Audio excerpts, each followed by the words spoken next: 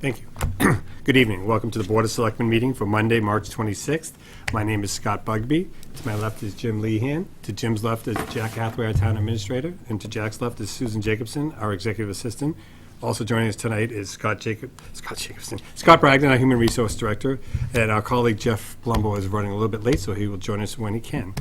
I want to remind people this meeting is being audio and videotaped and will be uploaded to Norfolk's Cable TV's YouTube page for later viewing. If we can now stand for the Pledge of Allegiance. I pledge allegiance to the flag of the United States of America and to the republic for which it stands, one nation, under God, indivisible, liberty and justice for all. Thank you. Jack, could you read our agenda? Sure.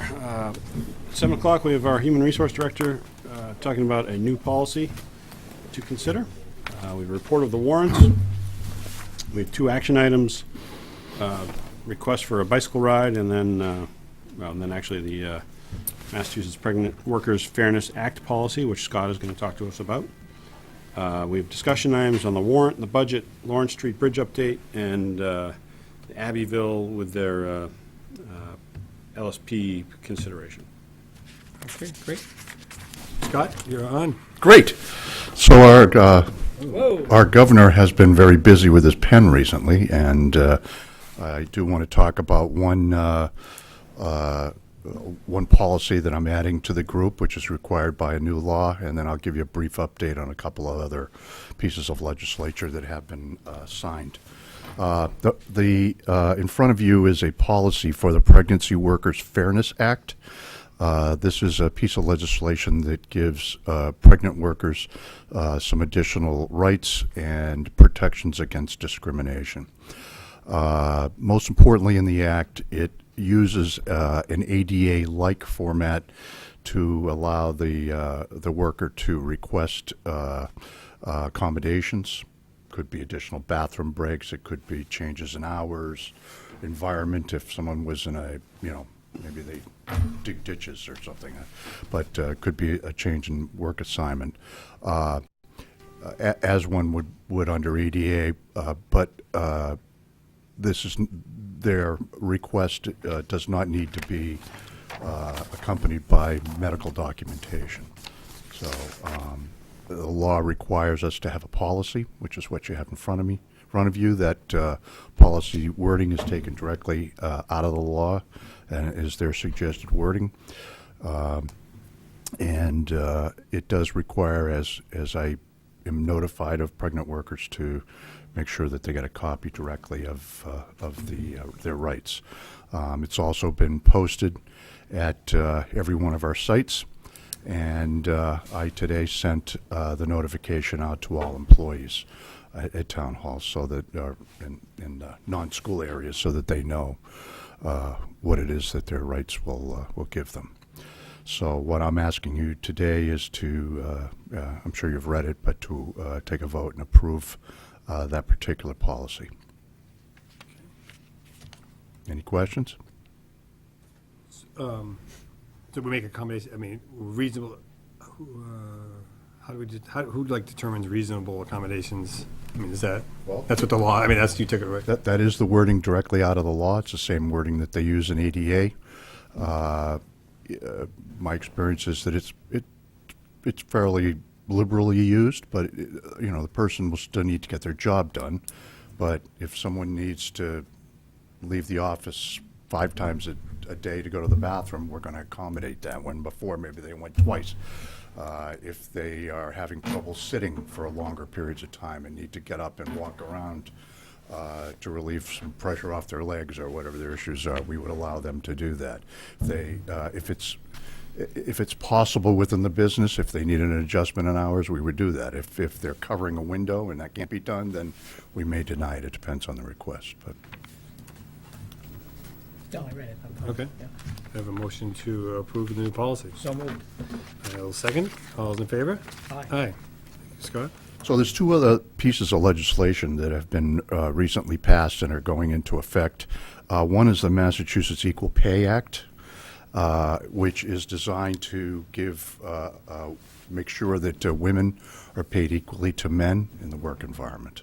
It's certainly a a noble thing, and we support that. In implementation, it's going to be a little trickier. And what the law, two things in the law is, one, you can't ask anybody their salaries anymore. So we'll be adjusting our applications to take off salary on that. If someone wants to volunteer it, they can do that, but they can't be asked, and they're not required to give it. So offers are without that information, and the theory is that if women are already paid less than men, and they're telling you what they make, then you may offer them less than you would a male. So that's why they've made that change. There's also requirements or suggestions to do audits, salary audits, which typically we would have done in the past along job lines, DPW, teachers, or that kind of thing. This law changes that, and then it's asking you to look at jobs that are similar in other ways. The law itself specifically talks about school food workers and custodians as being jobs that they consider as largely alike, because they don't require previous experience, they don't require a lot of education, maybe a high school education, so that they specifically use examples of comparing our custodians to school workers. So that comes a little tricky. I mean, we may need to look at clericals versus DPW workers, if depending on what what it is. And we have to be careful is that work can be used against you in a court of law. You have to do it very carefully and correctly and make sure that it's accurate. So, we are getting some legal advice on that, and I will move forward with that as advised and do that. But certainly we'll do reviews, and you'll know about those reviews as we complete them. It's just going into effect, so it's brand new, and as most of these laws, I think case law will start determining how these things end up. Do they put a deadline on when you have to kind of complete There is no deadline. You don't have to do it. If you do it and they accept it, and it's if you're audited and they accepted it, then it gives you some pass on what could be used. But then again, that's dependent on what the plaintiff's attorney thinks also. But it does give you some additional protection, so that's why they encourage you to do it, and that's their sort of carrot to work that out. Okay. So that's the other one, which was just signed recently, is the Workplace Safety Act, which essentially requires municipalities to follow OSHA regulations. We are not going to be audited by OSHA. We're not under OSHA, but that is falling under the Mass Department of Labor and Standards, Mass Department of Labor, who handle all kinds of pay issues and other things. But it is a major change in the way we have to look at these things, and they will be doing audits. The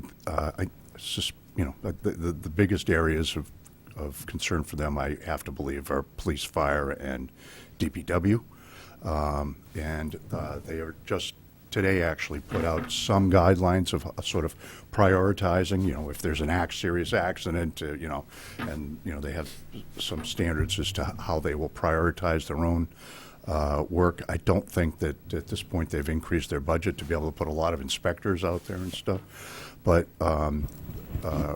proactively, what I've talked to Jack about, and what we'll need for those departments, but really anybody that has work outside, anybody that does either our facilities people, and we'll be working over the next months to put together procedures and practices, standard procedures and practices, which detail out the safety that we'll want to put in place. For DPW, what training standards we have. Some of them we have in place. We're, the DOT drivers all have we follow certain procedures for the federal government and DOT drivers. That one's easy. but for chainsaw safety, for ditches, for all of that stuff, and while there are OSHA regulations, we need to make sure that we've got procedures in place that follow those regulations. If there's training required, that people are getting the appropriate training.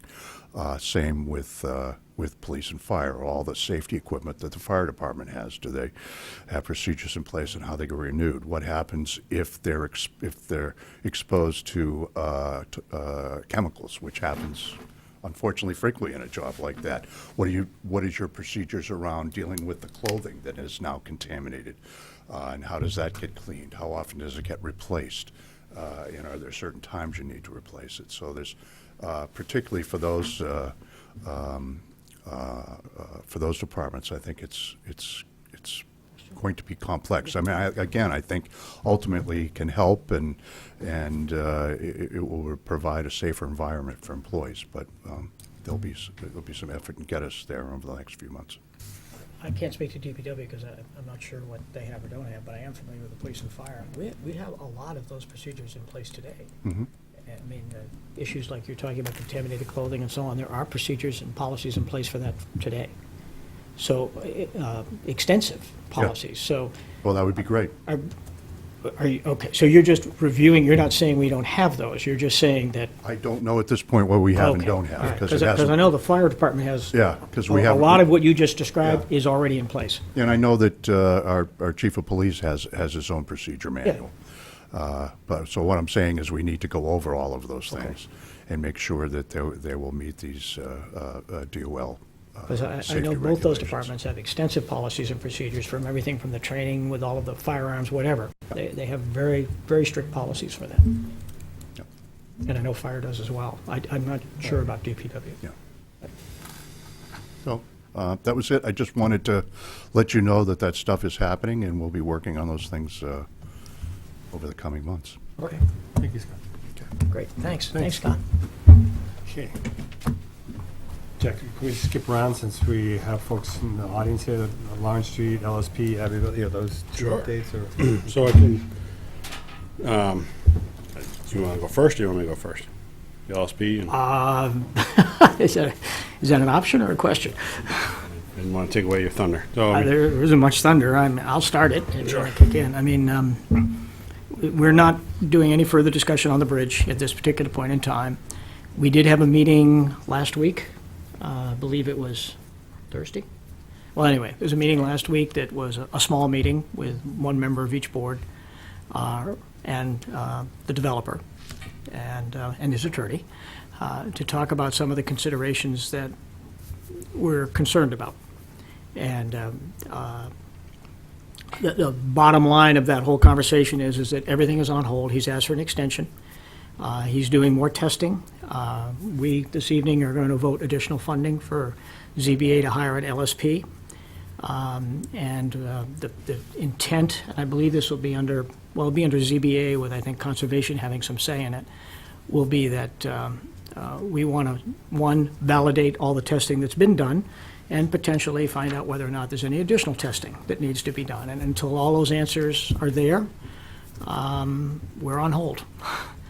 And the question was raised about, what about the grant for the bridge? Answer was very easy. It'll be what it'll be. It has no bearing on what we're trying to work through. So if it's there, it's there. If it's not, it's not. It's not going to be in the way. So I guess that's the Cliff Note version of what happened. yeah, I think the developer agreed to, the town will hire the LSP, but the developer agreed to pay for it. Up to a certain amount. Up to, I believe it was $10,000, so then the town would vote money, which we could get from the, at this point, for this fiscal year, we could get from the advisory board if we needed it. We could vote some additional money for, and we need actually, for the other consultants, we need to go to the advisory board and get some more money. They've exceeded that, what we voted at town meeting. And then we still are meeting with the utilities company, just to talk about the underground utilities, because there's such a lead time with them. We're gonna just make sure we try and plan ahead for that if it should happen, but, so that meeting will be Thursday. Yeah, we have a second grant that I think most of you know about, which is $500,000 grant that has no affiliation or association whatsoever. So we're kind of looking this as option A or option B, where whichever direction we need to go, we'll go. Option B is the bridge alone, which we think we can handle with the 500,000. Option A is that if it's associated with the other grant, then you're talking about the 957-foot causeway, which is a whole different project. But whatever actions the boards take are irrelevant of those grants. And that's been made very clear. So no one knows how long this is going to take. There are varying opinions from months to a year. We don't know. We do know that we want a high level of comfort that we don't have any risk associated with this property. So until we reach that level, we're on hold. I don't know. Well, Steve, you had your hand up, sir. I need a microphone. You just have to identify yourself for folks at home. Sorry, I didn't mean to. So it's coming through. Mr. Bragdon will hand it to you. Thank you, Scott. Just your name and your address, please, sir. Lawrence Wilson, Lawrence Street, 22 Lawrence Street. It came out through in terms of that piece of property, that essentially we don't know what's there at this point in time. We don't know or have an understanding where pipes go, what's on the other end of those pipes, are there dry wells? We just don't know. And what we did hear is that there is some pollution coming out of the capped area, which makes sense. Now, we also understood that man was going to be taking care of this. So certain things weren't done that was supposed to be done, and the town didn't follow up on that. So I think for the folks in the area, we'd like some sort of confidence that the town understands this is a problem, and there'll be some follow-up on these things where there wasn't before. Well, if I could, Yeah, I was going to, a couple of things you said that aren't quite accurate, sir. Okay. You want to? I was just going to say, well, I'd like to hear what you say about the town not following up. I mean, the Conservation Commission had worked with the Mann family to when they took down the buildings, and then there was a second phase when they were going to take out the foundations. We can't force somebody to take out to do work other than going to a town meeting, and we did bring it to town meeting, and the town voted no. I believe there was some testing that man was supposed to perform that never occurred. Well, And that was mandated by the town. If it was mandated by the mandated by town, isn't it up to you to follow up? it's and mandated see by if- DEP. it was mandated by DEP, not by the town, I'm sorry, what did I do? Oh, DEP. Yeah. which is not the town, that's the state.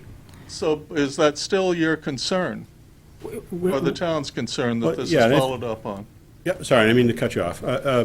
Yeah, so the zoning board and the conservation commission, our land use boards are definitely, this is not a land use board, but those boards are definitely, that's kind of what's reinvigorated this whole conversation. What reinvigorated the conversation was a citizen in this town looked it up and followed through and took that to one of the boards. That would not have been found out by the town itself. And that's I don't know the if you thing. can, I'm not saying that didn't happen, but I'm not saying that you can't, I mean, there was a lot of discussion about the AUL, and we were looking for more information from the applicant. And again, this isn't a land use board, so, I'm not going to, we can't talk about the science of. I'm just talking about the town in general, how you do that, how it's being managed. And this is an area that we'd been assured was taken care of and that it was safe. And it appears now that we just don't know. Well, I think your answer at the end is correct, sir. We don't know. We don't know. There are, well, I don't want to tread on other boards. I'm not an expert in that. I'm a finance guy, so you don't want me looking in ponds and deciding what's in there, because I honestly wouldn't be able to help you with that. But this process with the Manns was governed by DEP, which is a self-regulated process. In other words, DEP mandates what you do, then you go and do it, you report back to DEP. They don't audit that process. Now, that's a state issue, it's not a town issue. The town got involved to whatever degree we could in taking down the buildings, and Jack's right. The voters turned it down on some issues that we'd like them to have taken care of. Without their support, we cannot force that issue. We believe now that there are some questions as to what may or may not be there, and we want to find out. And so we're going to make sure that we take the necessary steps to find that out. I just want to point out the priority here. The priority is downstream from this area is an area that people are thinking about putting a town well in at some future time. You want to answer And that? I mean, we've had some consultants look at that. I think there certainly is a lot of concern about, the common sense idea of doing that, and I think in the real world, we probably will never do that, because it just, at this point, it doesn't, there's too many questions. Okay. The problem is, we need water, but, finding 16 acres of land that somebody wants to give us is not an easy thing to do in Norfolk.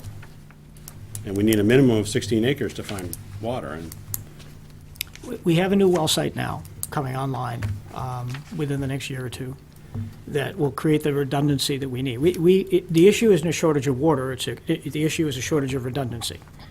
And this new well will help us, but we're constantly looking for new sources. But we're not going to put a well where there's any concern about public health. To your point, and I think it's really what you're saying, is there's no shortcut to public health. We're not going to knowingly, in any way, shape, or form, allow something to happen that endangers anyone that lives there. I'm not going to let that happen.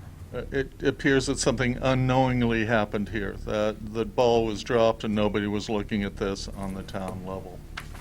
And I think that's really my concern, is just who follows up, who makes sure that what could be a major pollution site is being looked after, and it appears that nobody did. That's all. I'm not going to speak. we've talked about Buckley and Mann property for 15 years, including bringing it to town meeting.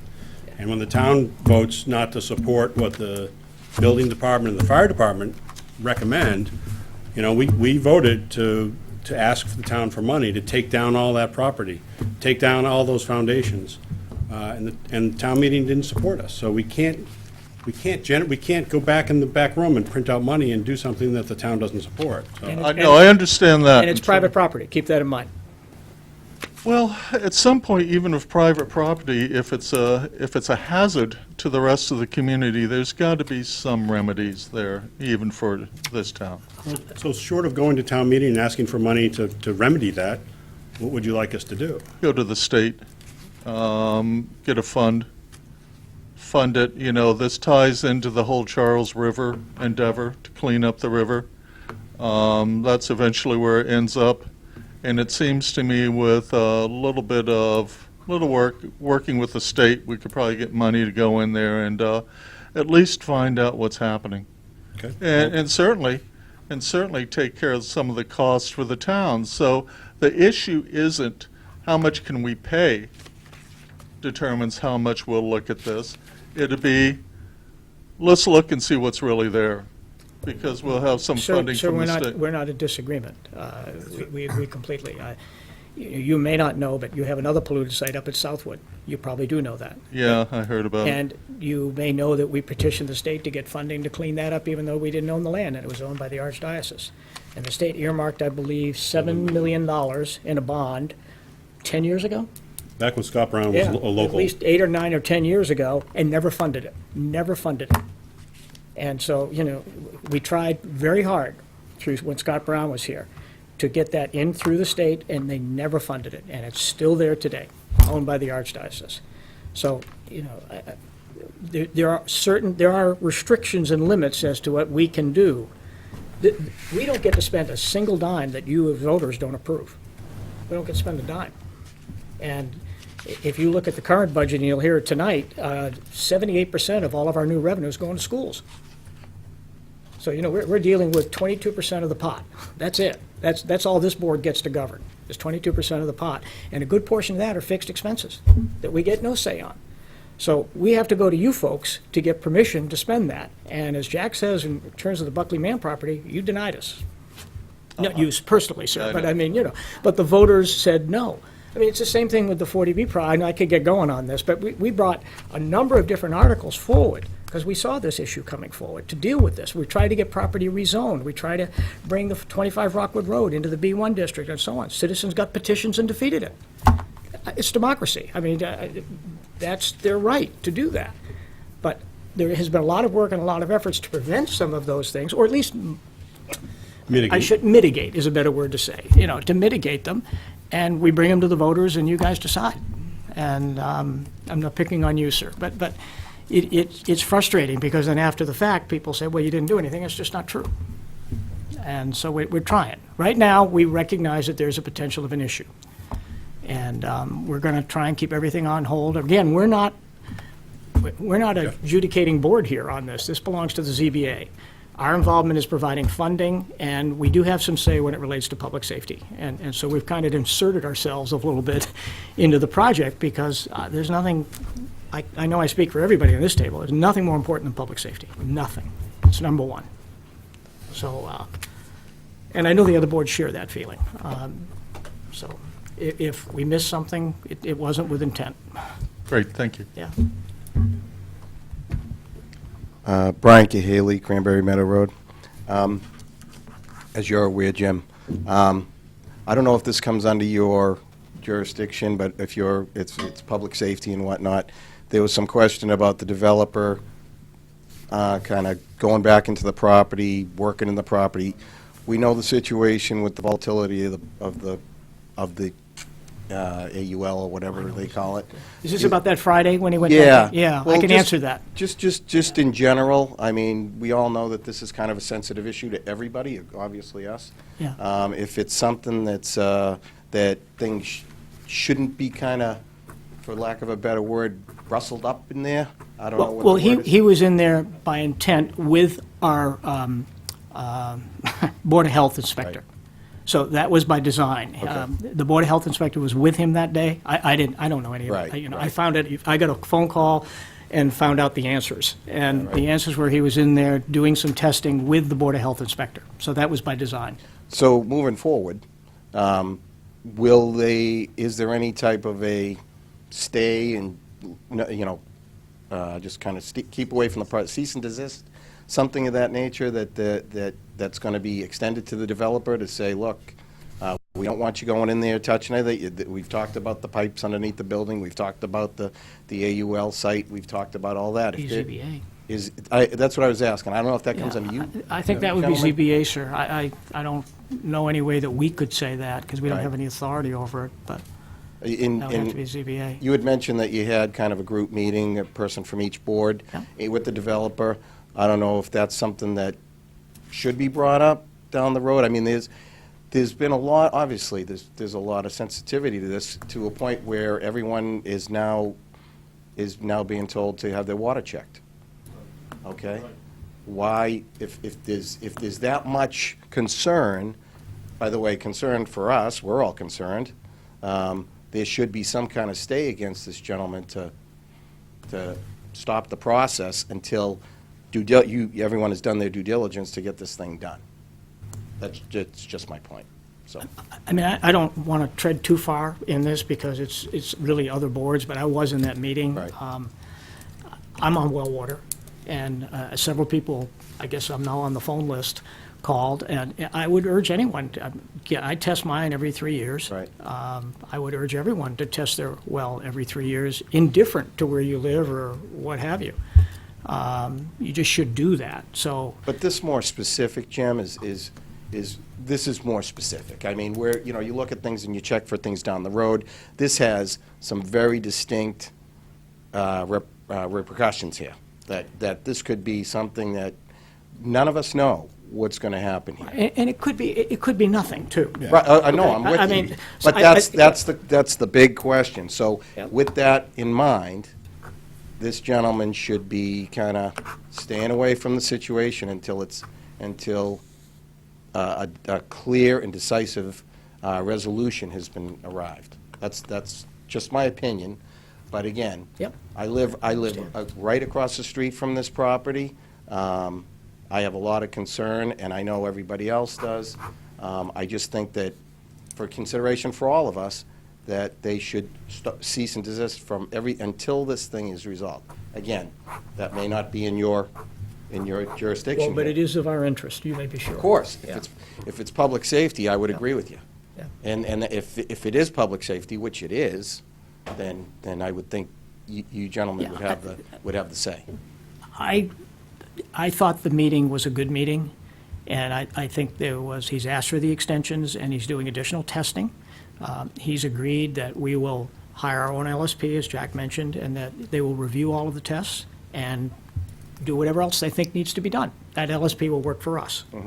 And this is the same agreement we developed for the Southwood property, that we want to validate what's been done and evaluate whether or not anything else needs to be done. Understood. And that's now in place. Completely understood. I understand exactly where you're coming from. Again, as the, I don't know if I could say I'm one of the people that has the most to lose here, because we all are going to lose in this deal in the end. Agreed. Yeah. Okay? So if someone would take that into consideration, I'd appreciate it, because I think, again, we have no idea what we're dealing with here. It's a pretty scary situation for all of us. Yeah, and the goal right now is to find that out. Right. Yeah. So, thank you. Oh, you're most welcome. I sincerely understand your concern. I'm sure. Yeah. Hi, Dave Diamond, 3 Brett's Farm Road. I initially made statements at the zoning board approval. I think most of you are aware of that, and then comments at the Conservation Committee meeting. And I'm very pleased, I think most of us are, to hear that you're going to hire a licensed site professional. If the developer can help pay for that, that's fine. I did want to make a recommendation that you might look at the credentials, not necessarily credentials, I mean specializations of the potential site professional that you have. There are several specializations rather. One area is a human health risk assessor, and that is a specialization you can find in a limited number of licensed site professionals. And that is actually, to read the definition of it, is quantitative, provides a quantitative estimation of risk, the application to define how clean is clean, and the techniques available to mitigate and manage the risk are discussed. Typically in that type of a review, and this comes from a gold standard paper, The Progress of Molecular Biology and Translational Science. So the point really is that you would have a fresh look, not necessarily at what was in CDM, because at time CDM did their job, all right, and DEP did their job, but this would be a current look today at the most recent set of standards that have been approved as of February 2017 for toxicology. And at the same time, you'd be able to look potentially where the hazards are. Although it is private property, a number of people use the property. There are also pictures taken at the where we were authorized to go in and do a site walkthrough. There were hot spots identified from the letters that were sent to the by the petitioners for the golf course project to the Selectmen and the DEP. All that information is available. That could be made available to whoever starts this thing, under the lens and the idea that we're going to look to rule out human health hazards versus necessarily go look and validate a remediation that's been done. So that's a suggestion. There are a number of people that are looking at how to get their wells tested and also do a blind study for people who have well water and town water, and to do more deep analysis of that against the chemicals that are identified in the original report. So I guess, like I said at the first meeting with the ZBA, is how do we help clear the air, remove the concern? It might be good to look at a specialization in licensed site professional. If you'd like any input, there's people who are willing to help. There's documentation in the archives at the library about the golf course study, kind of a fresh look, and we're all willing to help. One of the things I think we struggle with is, does it go to the zoning board? Can we work with the Board of Health, Conservation Commission? Should we put in writing and CC everyone? We just want to be helpful. Yeah. Okay. I would strongly encourage you to share that with the ZBA, because they're going to be the ones that hire the LSP. Yeah, I read something in the record there, and it referenced the comments that we had put into the MIPA response. Be candid with you, I'm not sure that a group of volunteers is necessarily, I'm not saying they didn't, had time to. There's a short timeline there to review it, to review the pictures and things. So we will share. We'll definitely share. Okay. What we wanted, what we'd, I think, like to have is someone, a catcher, for our input and involve us in review of it. We're willing to help. We want to, get it out in the open and get beyond it. Okay? Okay, good. Margaret Cahaley, Cranberry Meadow Road. Just a couple of things. I know we spoke on the phone on the Yes, I remember. infamous Friday, and we had talked about the Mr. Bekanowski, that the Conservation Commission. So that is off the table now. There'll be no presentation at any near future from him about the I don't know that. Conservation had mentioned it, and you had said that you saw his presentation and that you weren't going to be able to be at the zoning board meeting that was canceled. Right. But, But I know he's made a request to the ZBA to make a presentation. I don't know if that's been denied. okay, You're telling me something I don't know. right, no, I'm asking if you know if there's any future, Last I heard, he was going to be I have seen Okay. it. I'll yeah, admit like I say, that Thursday's meeting was canceled. would need an and- interpreter, to be yeah. honest with you, to read through some of the information he had. I'll freely Right, admit that. and I asked Amy, and she just said you were misunderstanding, sorry, he won't be there, was all Amy Brady had said in the email to me about it. News to me. But, I didn't know that. yeah, so no, I just wondering if you had any information on that. Also, I know you said you have your well water tested every 3 years. I used to do that, but on your standard test, you're looking for coliform and lead is usually. sorry, you did? I said, in your normal test, you're looking for coliform and lead. I've certainly never had it specifically tested for fabric dyes, which I'm guessing you probably never have either. But I don't even think it's in the normal chain of volatiles, the two chemicals that were capped there. They'll test for oil and grease and that type of thing and the volatile, but, so. I know the test I get, there are two types of tests available. and Yes. I get the broad test. and Exactly, yeah, it's about. There are 2 pages of terms Right. that I would have great difficulty in pronouncing, let alone figure out what they are. Exactly, yeah, I think there's about 60 chemicals, but Yeah.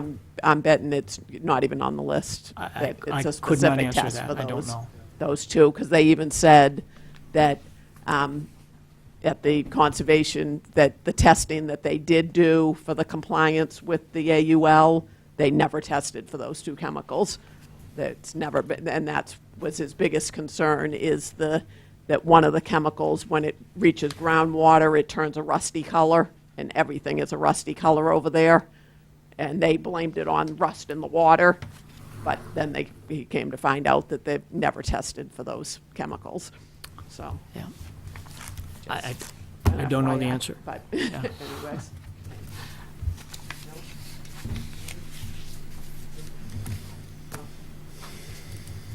Hi, Sandra Mai at 8 Eric Road. So we're not meeting the ZBA until May 2nd.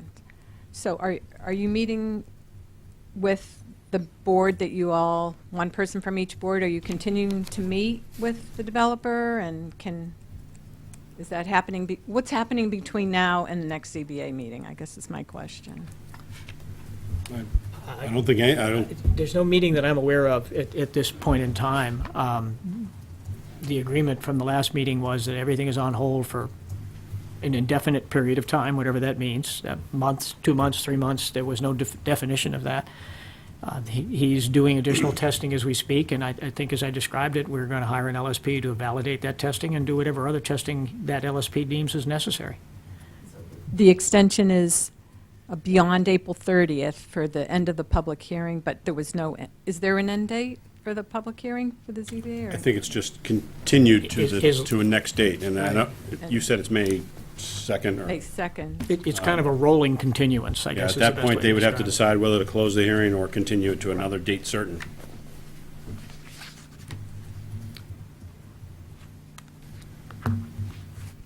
But I don't think, I mean, there are no other scheduled meetings that Jim was talking about with the, it. None that I'm aware. I mean, the one that did happened with 24-hour notice, so I guess anything could happen, but there's none that I'm aware of. ZBA may have some that we're not involved in. So is the whole project on hold? I would say yes. well, which project are you talking about? The Abbeville, or? Well, I think it's, well, there's no construction going on. I mean, obviously, they're they're continuing to, until the LSP is the driver of the schedule right now. So once the LSP is hired, then the ZBA will be able to figure out what the next step is. So I guess, to answer your question, yes, until the LSP is hired. I just wanted to make one more comment. Dave Diamond, 3 Brett's Farm Road, and I'm not speaking in any professional capacity on this, but the wells that are going to be tested, that people want to test, are going to be tested with the Agency of Toxic Substances and Disease Registry minimum risk levels. It's a different approach than you would use to assess it from a DEP standpoint. It covers hepatic, respiratory, developmental, neurological, reproductive, and gastrointestinal, along with carcinogens. And I just wanted to let you know that some of us feel that's important, particularly if you've been in well water for 30 years. There's also the prevalence of cancer, and I talked about and gave a memo into the MEPA input, is higher than normal in several areas, some of which related to the ingestion process and the areas exposed to that, including more than 200% for stomach cancer, as an example. And I know that the town meeting may not have funding to do a specialized kind of human health risk assessment, but feel free to reach out to the residents that are concerned, because if we do this separately, we could miss or not overlap. If there needs to be funding to have the right type of assessment done, the residents may be interested in funding it. Just an idea. I don't know how it works. Okay. Well, you probably don't want me to move into your neighborhood, because I've lived in 2 different parts of this town, and in both instances, we had pollution areas, and we were all on well water. Originally up in Noon Hill, we had similar sets of circumstances. There was an old garage that used to be there that nobody knew anything about, and we ended up getting town water with the appropriate, not easement, but why am I? Betterment, thank you, with the appropriate betterment. And I live off of Frederickson now, and we had an oil leak in Frederickson, and we had to bring town water down there, and so both times, that's why I get my water tested every 3 years, is because in both homes that I've lived in Norfolk for the last 30 years, we've had those kinds of circumstances where it was important to monitor your wells. I'm still on well water. I'm not hooked up to town water, but at least it's there if I were to need it. And you folks don't have that option right now. So it's even more important. So I believe me, I understand. Yeah. It needs to be funded, and there's no process to get funding from the town. Just let's be creative on it. I can just tell you in Frederickson, we all pooled together and got a sort of a discounted deal for everybody on the street to do their wells at one time for whatever that's worth, and it was significantly less because of the volume involved. That might be something you could, the firm I recommended to you, ma'am, in the back, was this firm that I used. They're the ones that we used on Frederickson, and they gave us a discounted deal, if you will, because we all got together on it. There are actually very few places that will do at the human health risk at this level, but the ones are DEP approved. And they're fairly expensive, and so that's being looked into now. I think I'm glad you kind of relayed that, because that is a situation we don't necessarily have a choice. Some of us have never used the well water other than to, for laundry and bathing. Others have used it for a number of years. So I think we'll continue to look at it, the people who do just have well water, but just like I said, think creatively about it. We'll get back to you on what the plan is to do it. Yeah. I would urge you, if any of you find anything, that you should get that information to the Board of Health. That was kind of my next question, is who should we work with on it? Absolutely. You should, Okay. if you discover anything inappropriate, you should definitely notify the Board of Health. Okay, great, thank you. So, to follow up, so on the LSP, that he's going to work for the Board of Selectmen, or who's going to work? Zoning board. Zoning Board. He's going to work for the zoning board. Yeah. And is there a way to get the residents involved with, like, where's a good place to test? And because we're familiar with the site, where is a good place to look for the oil in the water? I mean, I went on the site walk and I saw some things that, were definitely suspicious areas. And is that possible to have members of the community, or have you folks walk the site with members of the community so we can point out locations that concern us? I mean, I've walked it, not for quite a number of years, but I've walked it this year, and I've walked it several times before, but I don't know that, it's a ZBA question, it's not ours. Yeah, they're going to work for the ZBA, they're not going to work for us, and so I don't want to answer for them. I'd probably Just- be wrong. Just to follow up on what I was talking about earlier, did you say that if I wanted to bring that forward, that I would need to talk to the ZBA? Is that who would have? What, forward again, sir? Regarding having the developer kind of get a cease and desist or some sort of stoppage to digging holes in that property? Is that a ZBA issue? Who handles They're in it? charge of the project, and we don't have a say in it. The So board it's the has- ZBA? ZBA, That's yeah. so I would go and speak with someone from there and see what their thoughts are on that. Okay, thank you. Oh, you're welcome. Sorry about that. No. I didn't mean to, I was the one that went to the meeting, so I kind of, only one of us can go to these, so. I'm beating a dead horse. No, it's okay. It's, believe me, you have every right to, sir. I just want to make sure that everyone understands Yeah. that, that day, I'm sorry about that, the infamous Friday that we keep talking about here, that they brought in a piece of equipment that was pretty significant excavating equipment and was digging right on the site where the buildings are.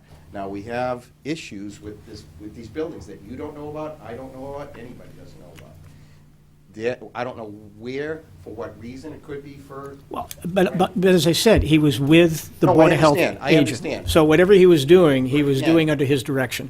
Whatever it is, Yeah. even the person from the Board of Health doesn't know what's happening right now. Nobody does, until the proper testing is done. It's really it's such an unknown, and I understand from everyone's standpoint, from the boards and everything. It's just a simple fact of, if you're gonna dig a hole in an area that nobody knows what's in that hole, that something's gonna come out of that hole, if there is something in there. Again, talking strictly as a novice here, I know nothing of this. Yeah. Other than, I know that if the ground's lousy and I dig into it, whatever's in that ground is gonna come out. That's all I know. So, it's just a simple, it seems like a very simple exercise. And obviously, there's a lot of concern from the town. Yep. And from everybody here, that they could understand our concern and say, look, and the developer, by the way, if this person is legitimately in the town's corner, as he's telling us, he should say, sure, I understand, you folks have a concern, I'll back off. Simple, to me. Yeah, I don't know the answer, sir. But No the worries. Yeah, but the ZBA, got but you. the The other ZBA would ones- be the board to Okay. answer that. I honestly don't know. Understood, Yeah. okay, But we are all concerned, you can be Thank you. sure. That I can tell you. okay.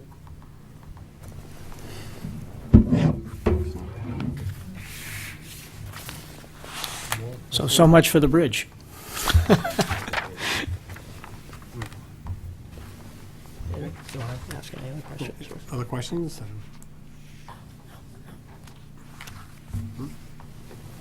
Okay. What, do we want to go back to the beginning? Whatever. Thank you. Yeah, you're welcome. And I'm No? sincerely glad you're involved. I mean, that's, so thank you. Thanks for coming. Thank you. Yes, sir, thank you. All right, the report. Hi, Jeff. report of the warrants. Report of the warrants, okay. Do we have a motion to approve? I move to approve the warrants for 3/16/2018, 3/20/2018. Second. All those in favor? Aye. Okay. We have a request from 3 Squares New England to direct a portion of the 6th annual bicycle ride for food through Norfolk on September 23rd, 2018. Chief Stone received this as well and does not have any issues with it. Yes, they got this right. Okay, do we have a motion to approve? So moved. All those in favor? Aye. We believe gave you a copy of the warrant in your package. We have 30 articles. When I mistakenly emailed to you, I think only had 29. That's a light lift for a spring meeting. Yeah, it's not, and there's a lot of, I think if you don't mind, I'll go through it real quick, and, we don't have to debate each one, but I can just highlight them. And, the first one is just actually the election, so that'll happen on May 1st. Number 2 is unpaid bills. Number 3 is transfers for the current fiscal year. Number 4 is request to adjust the compensation schedule for the non-union employees. Number 5 is the budget. Number 6 is the water department budget. Number 7 is the sewer department. And these are the 2 enterprise funds. So that's the sewer enterprise budget. Number 8, 9, and 10 are capital articles, and number 8 being if we fund anything through free cash. Number 9 is through if we fund anything out of the general fund through debt, and number 10 is if we fund anything from the water enterprise fund. And Todd and I have been talking about capital, and as again, it's shaping up to be another challenging budget year. We were getting a little squeamish with the money, so we were thinking about pushing off capital until the fall, which we've done some years, but, What about the prison mitigation money? well, that doesn't get certified until June, so. Answered my own question. You're right. Sorry. But number 10 would be for the new well, so we certainly wouldn't push that off. And there may be some other smaller things to consider, but, anyway, that's the thought as of today. 11 is to accept Chapter 90 funds, which number 12 is committee reports. 13 is to accept grants. Number 14, I can put that table in now, I have it, is just the reauthorization of the revolving funds. Any new ones? Yeah, 2 new ones, one for the ZBA and one for the planning board, both to accept different types of contractor fees to pay for advertising. Okay. That'll be in a different article down below. We should actually move that probably right above that. Number 15 is to accept gifts. Number 16 is to sell surplus property other than real estate. 17 is the CPC's administration budget. Number 18 is the percentages for the CPC, just to allocate the 10% to each of the buckets. Number 19 is one that I know Jim had said I'd forgotten, but I talked about with him a little bit about it, but I don't think I've talked to the other two you guys about it. The clerk has suggested that in the school is very excited about this, but just some other towns have done this, is just move voting to Saturdays. So instead of having our annual election be on the first Tuesday of May, we do it on the first. I think she said the first Saturday of May. And so the school would be open. Obviously, if people weren't around on Saturdays, they could vote. You could still have the option of doing an absentee ballot that week. It actually seemed to make a lot of sense to me. So that's, and it's just that there's 2 different sections there, just because there's 2 different, one is about the election, and then one is about the town meeting, but it just talks about I think it talks about the election being so many days after the town meeting. So the town meeting would still be on Tuesday, but just the election itself would be on Saturday. So we can get back to that one. We'll go through, and then we can come back on that one. Yeah. Article 20 is that one that I talked about, creating the 2 new revolving funds for the ZBA and planning board. Dave's going to just write that up for us. Number 21 is submitted by the planner. I know the planning board has already talked about that, is some modifications to our affordable housing zoning. And really what it does is put more specificity into when the affordable unit would be built. Instead of just being 30% at 10%, it talks about, it tries to be more precise, because we've learned that through some I'm all for that. from recent experience. All for that. Of course, the planning board will have a hearing about any of these zoning changes. Go all the way to page 10, changing the definition.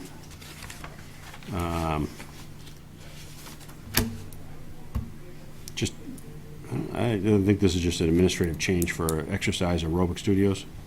Can't really speak overly intelligent to that one or the next one. And the recreation, creating by adding a new section for recreational establishments. Number 24, I can talk to you about. That's really kind of being designed for the area down by 1A and 115, mostly 1A. We've got a used car lot down there, kind of across from Eaglebrook.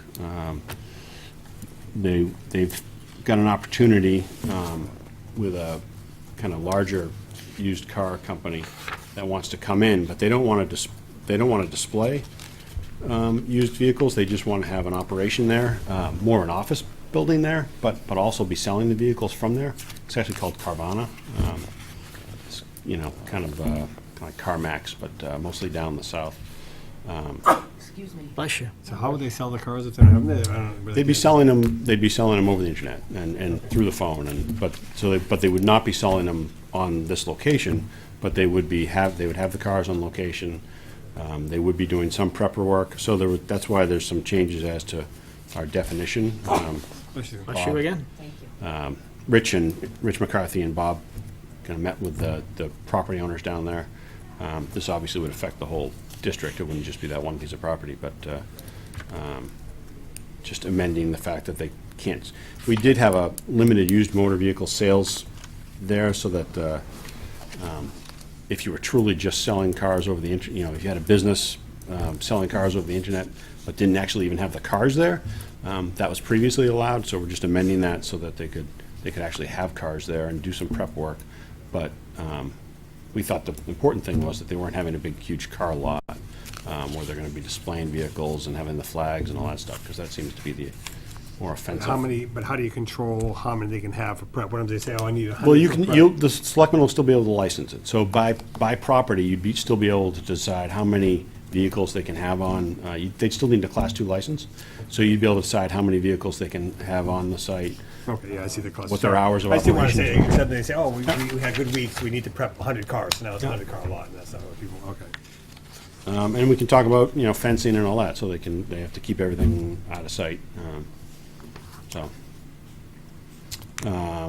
Article 25 is, assuming we still want to go forward with this, is to create a town government study committee. That they would go through the process similar to what Rentham did, decide if we want to come back with a charter. Article 26, 27, and 28 are just rescinding old authorizations for bonds. So we never went out and borrowed this money. So we have money that we can rescind those authorizations and just take those, that credit card debt, if you will, off of our books. We want to just get rid of those old authorizations. 29 and 30 are both petitions. 29 is a petition to direct the Board of Selectmen and Town Administrator to return the Town Hall to a 5-day work week, open Monday through Friday. I had a very informal conversation with Town Council, he thought this would basically be a non-binding Referendum. non-binding referendum. Thanks. That was good. He wanted to go back and look at that a little bit more, I think, I don't know if you want. Well, we'll go through the next one too, and then we can go back. And then Article 30 is the same petitioner has come with us. More than 10 people signed on this petition, and is looking for to create a recall provision. It's a home rule legislation, so it would obviously go to the General Court, the Senate, and the House, and it would create a recall election for the town of Norfolk. So I think one thing we could, if there's anything you want to remove, that would be helpful for me, and number two, if there's anything you want to move around, that would be great, because I'd like to kind of finish this up with town get this to, town council has it, but I'd like to, you know, Yeah. work towards getting it into the final form. Well, didn't you already have in mind to move, was it the revolving accounts check up? Yeah, I mean, yes, I did. You know, I didn't know if you wanted to, the petitions, too, were ones I just didn't know if you wanted to move up earlier in the night. I think you should. Yeah, well, you got the most people there. You want the largest audience for those. So I'd put them somewhere in the middle. Yeah, no, I wanted to have as many people speak on it as I wanted and vote on it. That's fine with me. Let's work and do that. How about before, like? I mean, some of the boilerplate ones, Jack, that are not going to be controversial. And there are a lot of them in here that aren't controversial. Throw towards the end. Yeah, so I mean, I think there's obviously, there's budget ones, there's the zoning ones, and then there's the petition, and the charter would be the only other one that's kind of unusual. Do you want to put it near 19, which is the one about the day for voting? I mean, the community preservation ones are boilerplate ones. Right. I mean, those can go last. Yeah, so you can put those last. They're boilerplate. So you can pull them both up. Revolving funds are, you can put those towards the end, too. Yep. You're going to defer, I mean, all the money Oh, ones and- should be at the front end, get those out of the way. And they'll go fairly quickly with, the budget's the only one, because most of the other ones are, we don't have any unpaid bills, right? Nope. Yeah, 1 through 10, I would probably leave. Yeah, I would Those are agree. always our 1 through 10. And 11, you should leave that one, that's a boilerplate one, too. That one, I mean, I can't imagine anybody's going to object to our accepting money.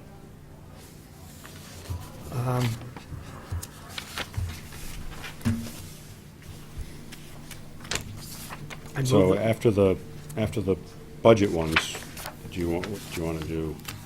Well, I think the two that are of most interest to people would be the zoning and the petitions. And the only one that I forgot was the town clerk, that one, the Saturday voting. Yeah, you That should want- be up in yeah. the, yeah, we want a good audience for that, too. So Put this- them right after the money ones. like, yeah, starting with All right. 19, right? Yep. So the money ones, and then the town clerk, Yep. and then the zoning or the petitions?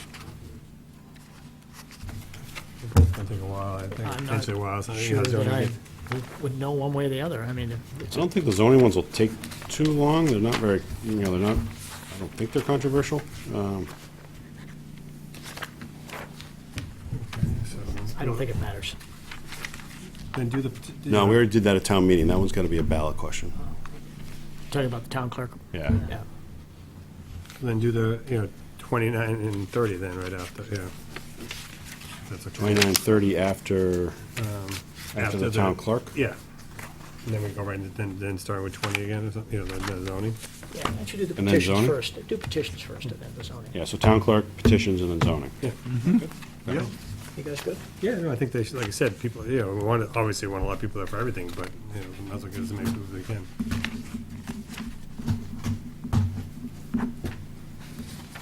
Okay.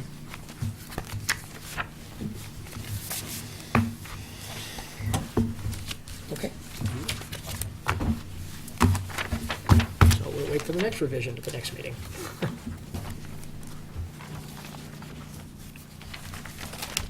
Put it on check. So then the other thing I had was the budget. I've given you a few sheets, I didn't give you all the sheets. Yeah. So the cover sheet is the revenues. You can see we have 1.3, almost $1.4 million of new revenues. That's $1.2 million of new tax revenues is obviously the driver. We've got $500,000 or so of new local receipts expected. About $100,000 of new, a little more than that actually, of state aid. Some of that is being driven because the assessment on the cherry sheet the assessments are going down, and those are the assessments for charter schools and some of the assessments for there's veterans aid, et cetera, that go back and forth between our assessors and the state aid. But the bottom line, as of now, is we have about $1.4 million of new revenue. That is a little better than we had a couple of weeks ago because we're talking about putting $300,000 of free cash to support the budget, which matches what we had last year. So it's budget neutral, if you will. But you know, we're obviously always trying to lower that free cash number. You know, 2 years ago we had $450,000. We were hoping to lower that again to get back down to zero, but we weren't able to do that this year. And I think primarily because we're at the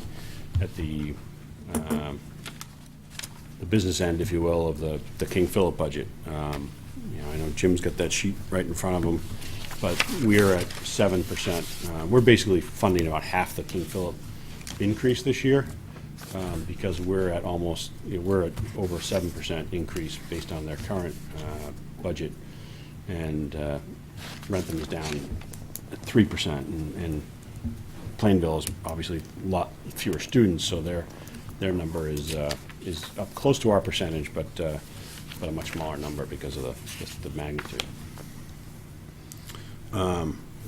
Going through the budget, you know, there's still, I know you guys were having some fun going through, finding some higher percentages. There's still some more work, obviously, we can do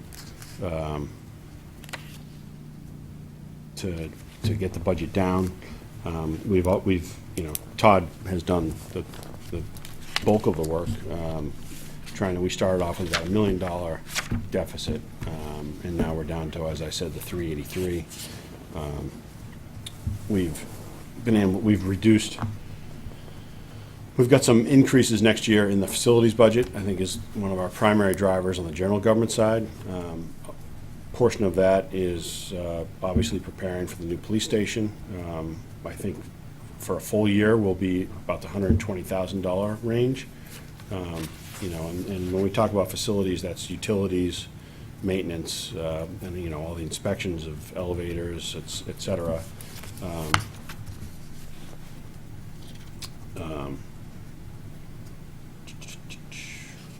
And we've been able to, and then we've got an increase in the solar power generation. When we generate, you know, the solar field that we have out by the DPW, when we create electricity, we are charged a fee for that, but then we get a credit on our electricity bills.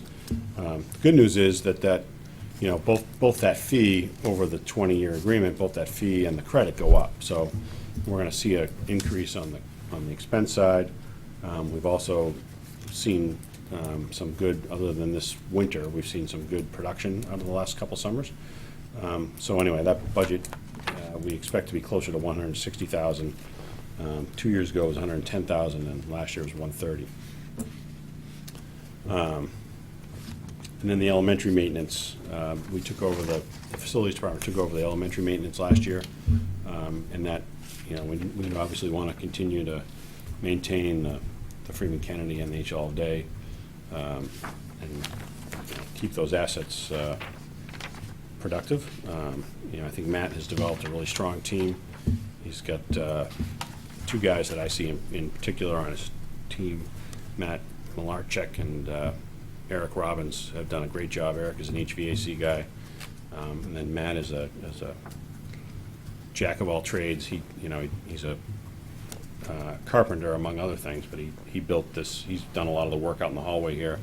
You know, with the old town seal, he did that on his own time, creating that case for that.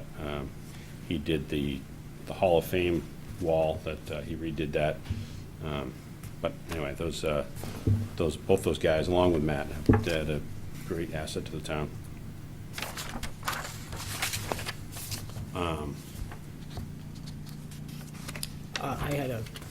When I was talking with Jack about the budget today, if you guys would agree, I thought under the general government it would make sense to create some subcategories underneath that Yeah, I didn't, to identify, I know you didn't, well, we just well, talked about Matt this at 4 didn't o'clock update, I today. mean, Todd didn't update that page for me today, so that's why I didn't give, No, no, it's to okay. those other But guys. I think it would be helpful when you go to the when we go to the advisory board, that general government number encompasses some very large items, not the least of which is facilities. And so if we break that into Yeah, right. subcategories, I think it's far Easier. easier for people to understand and see where those costs are going, so I had that thought. And just on KP, KP's budget is down now to a request of 3.81%.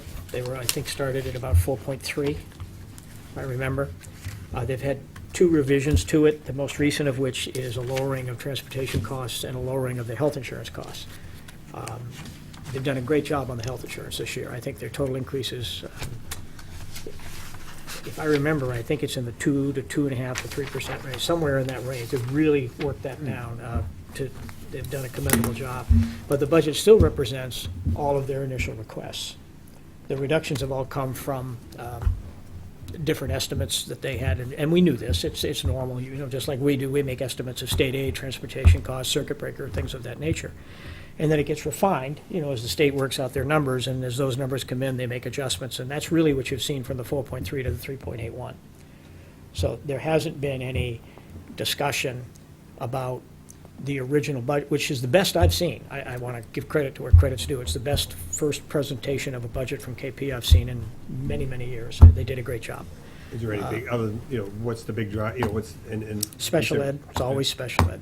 Is there any other big request, I would say big request that, that you can put your finger on? I didn't. Special ed. Yeah. I mean, there's nothing out of the ordinary. Yeah. No, I mean, like there was. new programs, Yes, I mean- they're looking to replace, they were rebuilding some of the things that in their view that they've given up over the last few years, but they weren't unreasonable requests. The big bullet right now, I think, in the the gorilla in the room is special ed. Interesting, the new superintendent that they've hired, and I think it may be one of the reasons that the committee chose him, is that his expertise is in special ed. So, Yeah, he spent a long time down in Taunton, I believe. Now I know he's in Stoughton, but, yeah, I agree. I mean, the town administrators we met all 3, but, yeah, I liked him because of his background me in too. special ed. yeah, me too. So I think it's still a little bit of refinement to go on here. I'm sure there's still a little bit of refinement, but Rentham, again, I know Larry made a very valiant attempt to explain that formula. At least it's the closest explanation I've ever seen, but this is how ridiculous it is. I mean, Rentham has got 38.75% of the population. Norfolk has 34.93% of the population. Yet, because of the wealth factor that's built into the formula, which is based on assessed properties and average income, or median income, I think it is, we're hit with a 7.21%, and they're hit with a 2.39, even though they have more students. So therein lies, and last year it was the reverse of that. Right. Last year, Rentham got hit. It's almost like they've got a dartboard up there, and they just kind of see where it lands. But this is our year. We've got the lion's share of the increase. Rentham is, they were looking at a 3% over the prior assessment, and they're at 2.39, so they're pretty happy at this point in time. Based on conversations you have with Plainville, they're struggling. Plainville's struggling. So what's Plainville's percentage? Plainville is at 6.91. Yeah, and I think if they put in KP at 3%, and used all of their free cash, they still had about a $900,000 deficit. Yeah. And they've been a good partner with us over the years in trying to work through the KP budgets. Again, that's probably with all the department's initial requests. I mean, Right, it's right, the it's worst still- case scenario, but. But still, I mean, throwing $1 million of free cash into the budget and still being 900,000 is, that's a big gap. So I guess you could have some more conversations with Jen and Yeah. figure out kind of where they are and what number they can reach, and maybe then we go back to KP and see if we can come to some mutual agreement on that. Okay. Yeah. I mean, it's the same old story. It's frustrating, it's frustrating trying to create a budget. As you mentioned, we're putting 78% of all of our new revenue into education. Not that education isn't important, but we I think you, Scott, you were going to talk about the opioid issue, or Jim was. Obviously our police and fire and public safety, and, I certainly would love to stop answering the phone about why the roads are so horrible. A lot of towns have, without a regional school system, and again, this is just me belly aching about the budget process, but a lot of schools without regional schools, they take all their new growth, they take 1.3 million. 60% of that goes to the schools. Now we'll figure out what we do, and we can make plans, going forward with that 40%. And it's the burden we live with because of the. I mean, we could do it with the elementary school, but or whatever number we choose, is, usually about 2/3, but you can't do it with KP. Because you have no idea how that formula is going to work from year to year. So do we think that the process is going to be different than the past several years in terms of Norfolk and Plainville kind of coming together and supporting a number and then waiting for Rentham this year? If Rentham is at 2.3% and Plainville. Well, Lyntham's the last, I think they're the last vote, aren't they? Yes, they are. I think so. I don't know if it's the same this year. I think last year they had their town meeting the same night. Did they? Yeah, they did, you're right, they did. Yeah, they did. I think you already said it, Jeff, but I think, this year the process will probably be us figuring out what number we can afford. And then Plainville's Agreeing going with Rentham, and Plainville's going to have to come along. I mean, and when Jim and I talked about this a couple of days ago, he said, well, we can't, we still got to partner with Plainville. It's not like Right. we don't want to, well, I mean, we can't just, Yeah, you can't do it without You just regard. ignore we their- can't have them fire all their police officers. I mean, Yeah. it's, so we've got to figure out a way, and that's really between you and Jen, yeah. to figure out how you can kind of negotiate something that they can live with, and then see if KP can live with it. Because we don't want to sabotage them either. So Sue was Same process every year. Yeah. kind enough Every to year. give us the advisory board schedule. So this coming Wednesday, so 2 nights, Chief Stone, Matt Hafner, and Bob McGee are going to go. And then they'll also look at the warrant in general. The week of the 4th, Dr. Alardi and Dr. Zelinski, so the 2 schools will be going. And I'll be there for that, too. The 11th, they do not have a meeting. They couldn't get a quorum. The 18th, they will have the 2 petitioner articles. And then the 25th, they'll have Chief Bushnell and Todd and myself just to talk about any other, the overall budget and any other departments that they want to talk about. I'm planning on going to the 3 April meetings, so if either of you gentlemen are joining, we need to post it. I'll let you know. I'm not sure if I'm in town. I know I'm not in town on the 28th. I know I so can't make the 28th. I'm not even, I'm booked this I'm Wednesday. in New York. I know why they skipped the 11th. I know why they couldn't get a quorum. Why? It's the opening of the Stanley Cup playoffs. Darn, of course. The Stanley Cup. I'm surprised you didn't know that. I'm sure there are several in my household. I'm sure there are too, Sue.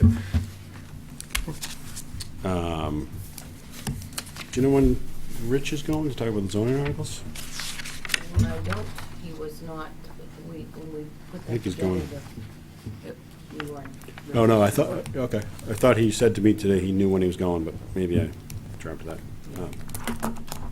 Another cryptic But we conversation. have, yeah, Marion comes back tomorrow. we have the 18th open too. Yeah, you're gonna have one. Yeah. I'll check that tomorrow. I just have one additional item, but it's just informational. Please. Mr. Chairman. Fire away. Yeah, of course. I went to the Lions function on Friday. The Lions held a wonderful charity. As you know, Bill Hawkins was in and visited with us. I hope folks got a chance to see it, talking about what the Lions are doing to raise funds to help deal with the opioid crisis that everyone is dealing with. And they had a wonderful fundraiser for it. I don't know how much they garnished, but it was a lot. And it's going, I think, to 4 different organizations in the area that are dealing with anything from recovery to families of those that have lost family members to anything associated with this dreaded problem. But what I really wanted to share is they put together a 12-minute video that they showed that night that is now on YouTube. that I would encourage anyone that has an opportunity to watch this. A lot of it focuses around Norfolk, so it's very personal, but the stories that are told on that are very moving. It's the one Michelle's in, I assume, right? Pardon? And Michelle is in it as well. Yeah, she's in it. It's something I would hope everyone would just take a look at, because it really brings home the seriousness of this issue and the fact that it has no boundaries.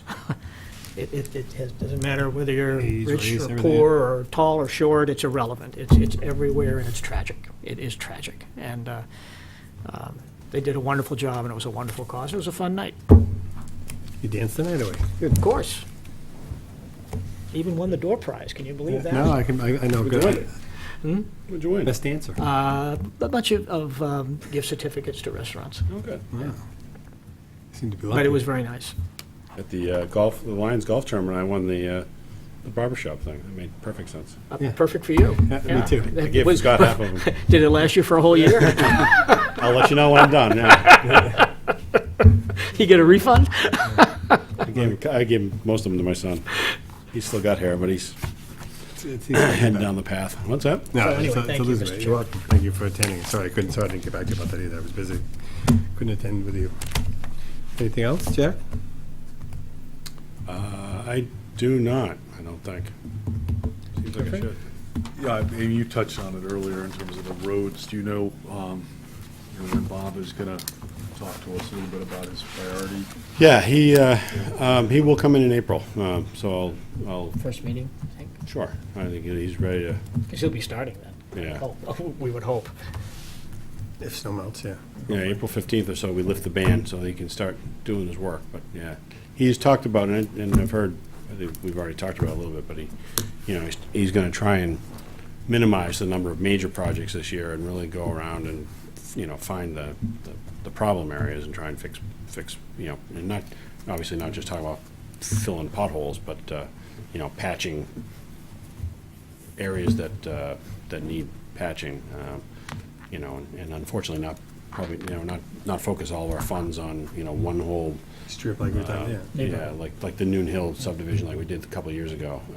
As nice as that is to be able to do a whole area, I think the roads are just, that winter, that cold spell really, did some damage to the roads this year. And when the heat comes up behind that long extended cold spell, the roads just exploded. So they've been patching them, but we'd like to do some repairs. So. Will Bob come in? Yeah, I'll schedule him in the first meeting in April. Okay. Thank you. Anything else? Motion to adjourn? So moved. Second. All's in favor? Aye. Aye. Thank you, folks, for joining us at home and in person. Did you have something you wanted to?